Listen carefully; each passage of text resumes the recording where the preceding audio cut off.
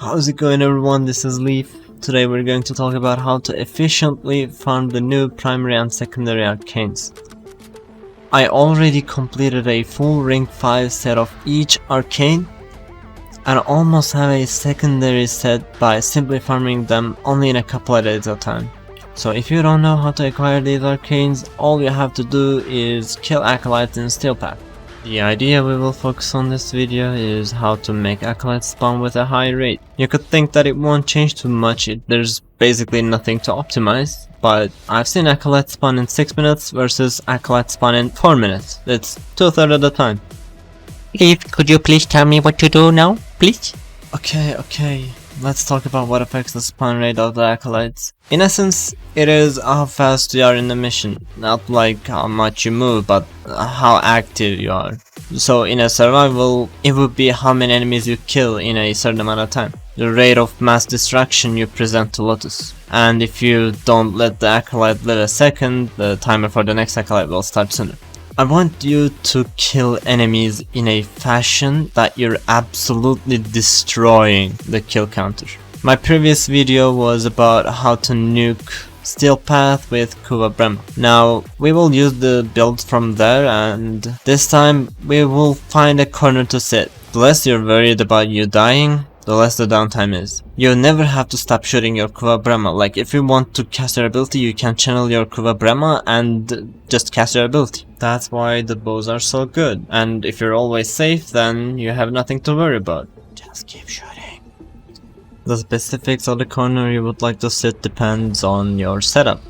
If you're vault, any corner that has good enemy spawns and little verticality would do good. Just shield and keep yourself safe. For warframes like Siren, Mirage or any other warframe, you would like to find a safer spot.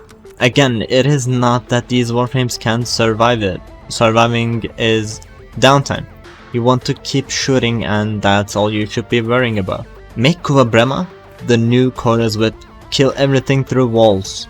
Hell, use Kuva Bramma on Korra if you want. It's better to have damage buffs on the warframe to keep the kills per minute up. So maybe a Subsume Eclipse. If you have a perfectly safe room you would like to use, you can use an Ancient Healer Spectre to prevent knockdowns when you're near it, and maybe a Night Spectre so you get higher damage buffs from your abilities. It is not needed though. Get creative about it. Alright, enough talk, let's get on to the builds. Alright, let's take a look at our Mirage build. We have Brave Respite and Aura. It goes well with Rolling Guard for shield gating a boost. Then we have Power Drift, Surefooted and Fortitude Trio. It's only for knockdown resistance. We would have used Prime Surefooted if we had access to it. If you're using some other ability that will give you knockdown resistance, like Hideous Resistance, the 12th ability from Helmet, or Titania's Spellbind, then you don't need these 3 mods at all. You can go with like 3 mod off and you would be still fine. Rest of the build is just some more duration and strength. Arcanes are Arcane Acceleration for extra fire rate and Arcane Rage for more damage. If you have questions like, oh, how am I supposed to proc Arcane Rage, it's on headshot effect, you can check my other video about this subject, how you can make Kuva Bramma nuke Steel Path. The link is in the description below. Let's shortly go over the Kuva Bramma build. It has base Toxin from my Kuva progenitor. You may have a different one, but my build will be based on it having Toxin base. I used this setup on Mirage, but with another warframe with other damage buffs, I would maybe prefer changing some mods. Main idea is to kill enemies with Viral and Hunter Munitions combination. Damage is enhanced by Eclipse, Arcane Rage and Primary Merciless. You could say, oh my god,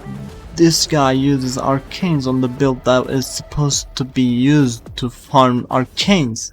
It is not needed unless you want to go up to thousands of levels of enemies, and even a rank 1 will do really well. Don't worry too much about it. You should use a Carrier Prime to get the arrows back. If you run out of ammo, it is downtime. If you bring a Smita cat and it dies, reviving it is again downtime. And Smita is not really so reliable after they changed Steel Essence to not stay over 5 minutes. Thank you, D. I use no ribbon as my ribbon is basically trash. If I use the ribbon, it will probably be critical damage multi-shot with a harmless negative. You want the multi-shot to be over 70% for it to work extremely well. You can remove Vital Sense for your ribbon as long as it has critical damage. It would not be a huge one arrow damage difference, and your damage would be a lot more consistent since you now always shoot with another arrow. And it also has a chance to proc viral or slash with hunter munitions.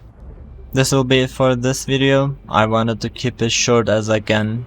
I talked about these more in depth on my previous video and gave 2 more setups to work around with, so you may check it.